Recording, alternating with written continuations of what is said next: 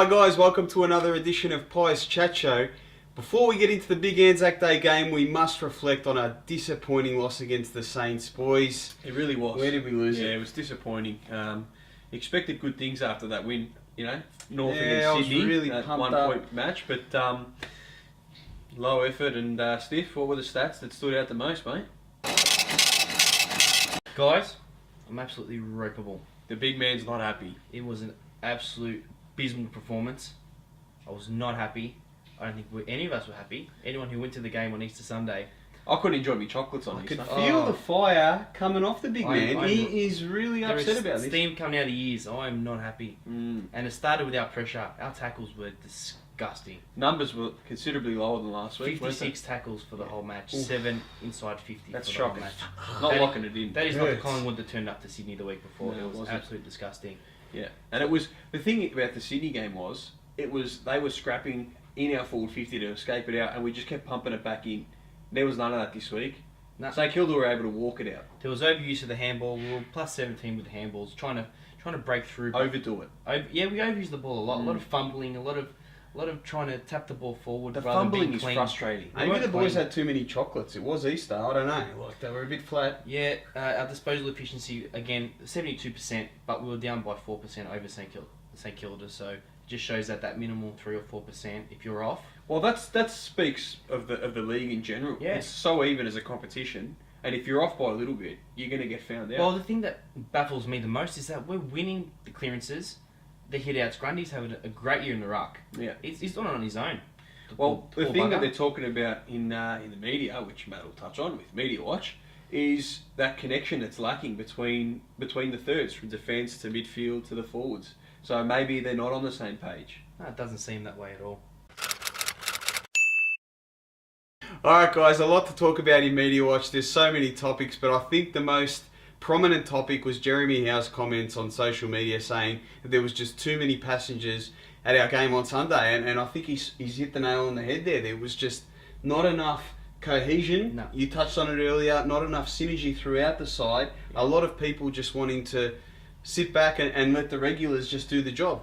Yeah, it's probably doesn't need to go to the media to make those comments. Maybe keep them inside the four walls when they're reviewing the game. Fair enough. Because the media just, on everything, this is not necessarily on Collingwood, but they just pounce on Well, everything that they can get. I think he was after a response from the playing group. I think maybe that's why he wanted to to spark something. Yeah, he needed a spark. Like there were a lot of flat guys on Sunday Well, afternoon. everyone's on notice. Make sure they bring their best on Anzac Day.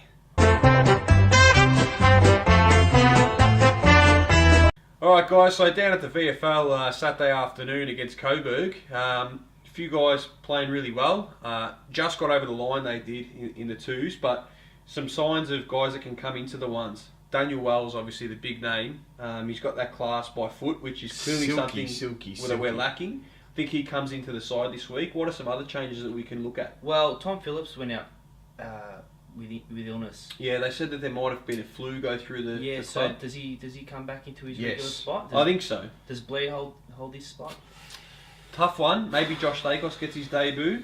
Traditionally, Collingwood have liked to debut players on Anzac Day, get him in the big stage and get them involved. I don't mind Scharenberg. I think Scharenberg's a big chance. We watched him in the VFL on Saturday. He was so clean across that half-back line.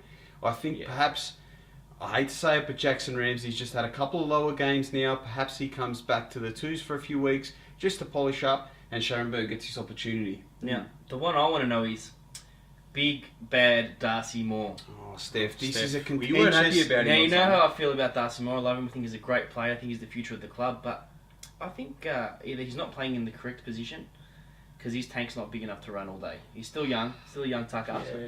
But do we keep him in the side because he's the player that our forward line is essentially going to be based around in the next Agreed. 8 to 10 I years? don't disagree with you at all. But my point is that do you play him in a different position where he can be a bit more effective on the ball? Well, Bucks touched on maybe the rejigging of the forward line, Do so you that give- might include him moving up Who the ground. plays full forward Do you then? give him some help? Do you Keith's there? Keith, Cox, or Main are probably tools that can come in, but Or do you give him a spell under Magoo's, give him a bit of No, I don't confidence? think so. I don't He think cannot that's get What do you dropped. think? He No. cannot get dropped.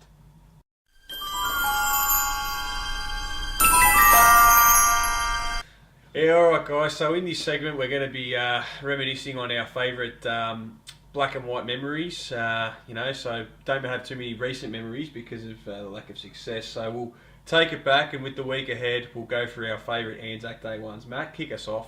How can I go past my childhood hero, Sav Rocker, booting 9 goals in the inaugural Anzac Day clash in 1995? Oh, Savaloy! Okay.